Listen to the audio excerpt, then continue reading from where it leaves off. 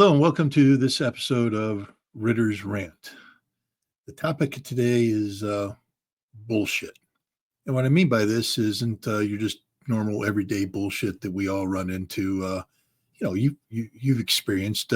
People will be talking about something maybe you know a little bit about, and you're listening. You go, "That's not right. That's just bullshit."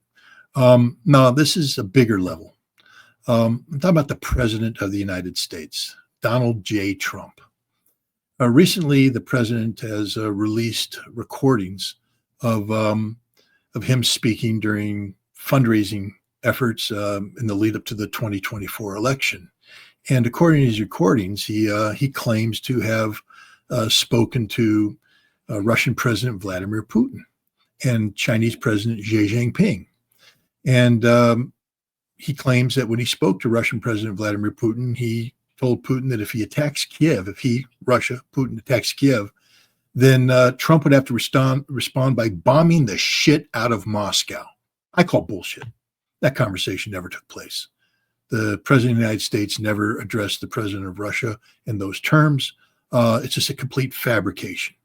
Now, if I'm wrong, the Russian government should come out and say, yes, that's right. Donald Trump did confront President Putin and threaten to bomb Moscow. And the Russian president said, I don't believe you, or something of that nature. But it's an unrealistic scenario. It's the same. The idea of Donald Trump confronting Xi Jinping and saying, if you attack Taiwan, I'll blow the shit out of Beijing. No, he didn't say that. Because the bottom line is, if you're threatening to blow the shit out of Moscow or threatening to blow the shit out of Beijing, you do understand that the result will be that Russia and China will blow the shit out of Washington, D.C. and the rest of the United States because we'll be in a state of war with nuclear armed nations. The president didn't say this. He couldn't have said it. He wouldn't have been allowed to say this. So why is he claiming that he did? Because we're dealing with one of the most insecure men ever to sit in the White House. This is a man who realizes that the America and the world starting to call bullshit on everything he does, everything he stands for. Nothing he promised is coming to fruition, except maybe the mass migration of illegal immigrants. And even there, we have caveats because apparently, if you're a farm worker or a hotel worker or you work in critical industries, you're not going to be deported. So this is just a big show that the president's putting on to impress people, to make it look like he's tough, to militarize American law enforcement. But it's not achieving the net result that he claimed to be trying to achieve, the elimination of illegal immigration as part of the American experience. Apparently he is going to, just as all his predecessors did, legitimize illegal immigration and through one caveat or another. Tariffs.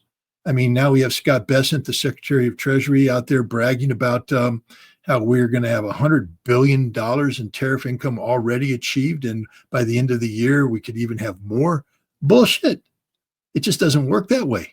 First of all, he hasn't collected a cent. He says he's about ready to. The tariffs that he put on or threatened to put on in April haven't been manifested. He put a 90-day moratorium on that. Those are going to be extended into August. So what tariff money is he collecting? And how does he quantify this? And does it really have the impact on the American economy that he claims? The vast majority of the income of the United States Treasury comes in the form of individual, tax assessments. The tariffs, represent a very small percentage. And even if he were able to collect what he claims he wants to collect, that wouldn't fundamentally alter the reality that we still are dependent upon the individual taxpayer who will continue to pay the burden of funding the American government. Bullshit. His whole Iran thing is bullshit. We bombed 3 empty sites. We knew they were empty when we bombed them. We warned the Iranians in advance that we were bombing them. And then we created a bullshit excuse to end the war by going through the theatrical display of an Iranian attack against an American military base that had been emptied out. It's all bullshit. Everything about this man is bullshit. And the American people are starting to recognize it. So too is the world. I mean, after all, this is the man who levied massive sanctions on the Chinese expecting them to break and bend. And instead, the Chinese called his bluff, sanctioned back, making us break and bend. But then he lies about a phone call. Oh, I received a phone call from the Chinese president, and he begged me for a deal to stop this, and we're going to go ahead and stop this. The Chinese are saying, we never made such a phone call. It's bullshit. It's bullshit. And so, too, is the notion that he faced down the Russian president and threatened to bomb Moscow. Bullshit. He didn't face down the Chinese president and threaten to bomb Beijing as well. Total bullshit.